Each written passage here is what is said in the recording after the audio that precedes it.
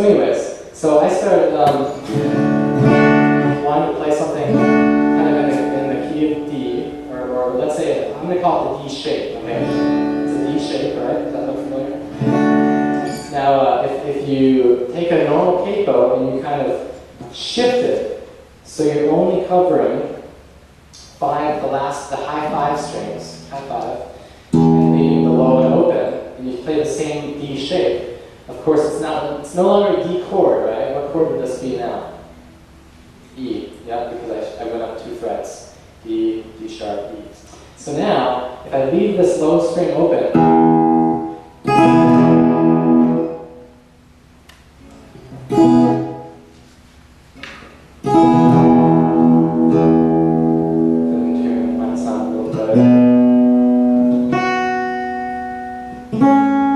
so if I leave it open, you get this really low kind of bass because I'm basically adding a low E. This guitar is the standard, right?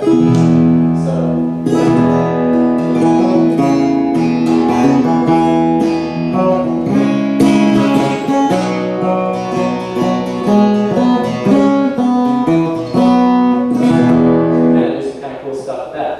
and then I started wanting to play that note though, because let's say I want to play an E minor shape. I have to reach around that, play this kind of E minor shape, right? It's an F sharp minor now, but I like to call it by the shape that I'm familiar with. And it's kind of hard when you just shift it. So then what I did was I went and took my 5, and I cut a hole in the capo. And I don't know if you can see it, but there's a giant hole right here. So now I'm going to put the capo on over the top. And now that string is open. So if I want to play the E minor shape, I just reach this finger around the capo. It's a lot easier to do.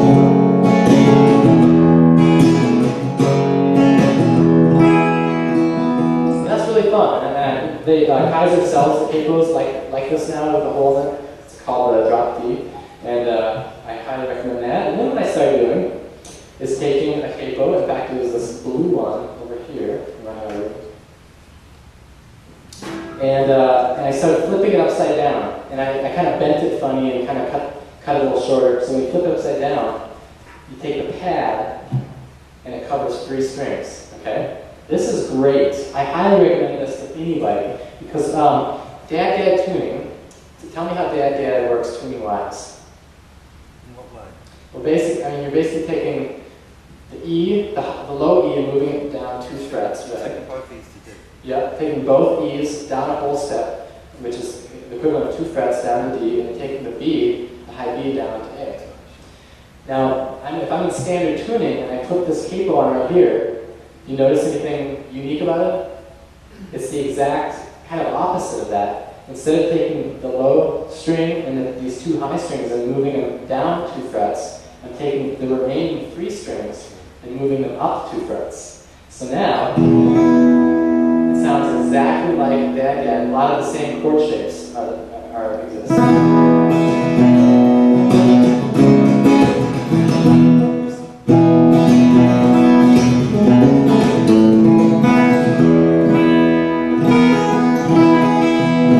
So once you get past the capo, all those notes are the same in the standard because I haven't actually changed the strings.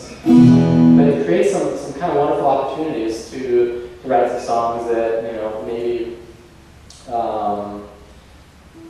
you can create some more open notes to do and free up more fingers to do more melodic stuff like that. So I highly recommend this. Kaiser sells a great one. This one I've customized. I made it a little bit thinner, but it's basically does the exact same thing, but a little bit more smooth, and you just kind of stick it over the top like that.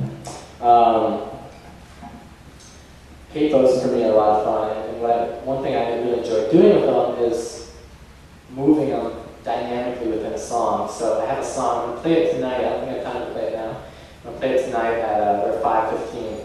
It's called Love Song. Basically, as I'm playing, I'm moving capos around, and what it's doing is it's changing the bass note and stuff like that. I've had people ask me before, so is it just a gimmick? Like, yeah, I mean, it's a good question. Is it a gimmick? Is it necessary to move capos around?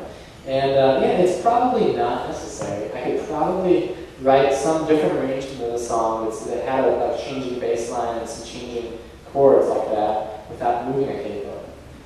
But it's not nearly as fun. And I think, and I do believe this, for a long time, music, I would say until maybe like the 70s or, kind of rock and roll style, maybe I'll say that. Music almost was considered completely a listening art, so it was important to sit perfectly still and it wasn't really a visual thing as much, where I believe guitar playing can be visual as well as a listening enjoyment. So, when I wrote this song, and I'm going to play later on tonight, moving a capo and then kind of leapfrogging that capo with another capo, and just this kind of dance that the capos are doing as I'm playing the song, while trying to create a melody line that's pretty, I think adds another level of beauty. I really do. I think there's something beautiful about when I go to a concert and watch a guitar player, and the way their hands are moving around the guitar, I think is a really beautiful thing. So I do believe there's value in the visual art of guitar playing. And I bring up like the 80s like that because that's when you get on your knees and start playing and smash the guitar and the fireworks would go off behind you, which is, hey, if that works, let's do it, right? So I don't know. I'm not really into pyrotechnics on stage personally, but let me do one more quick thing, really quick. Let's see. Switch guitars.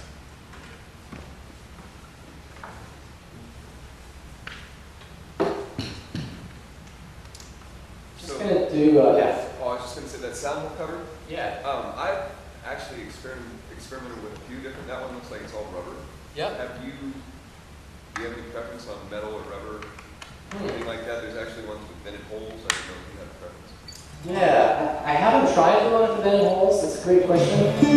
My assumption is that if I want to keep as much noise of that out of my guitar, that I want it completely solid. But I've never tried it, so I could be totally wrong. So this is actually the only one I've ever used. So it may be the worst one. Huh? Good question. Maybe I'll talk to you afterwards. I'll make sure you discover. That's cool. So I'm going to talk just briefly about looping, because this is another kind of thing that you can add. Looping, I will say this. Looping can get out of hand and get really uncasteful if I've seen people just where they're adding 30 layers on top, and it's just doing that for every song, and after a while it gets kind of old. So I do want to always be careful that I don't do looping too much, but I do like to add it into do a couple songs of it. And it's just kind of fun. Basically the way this one works. Turn down my volume a little. So let's say I want to create kind of a drum beat.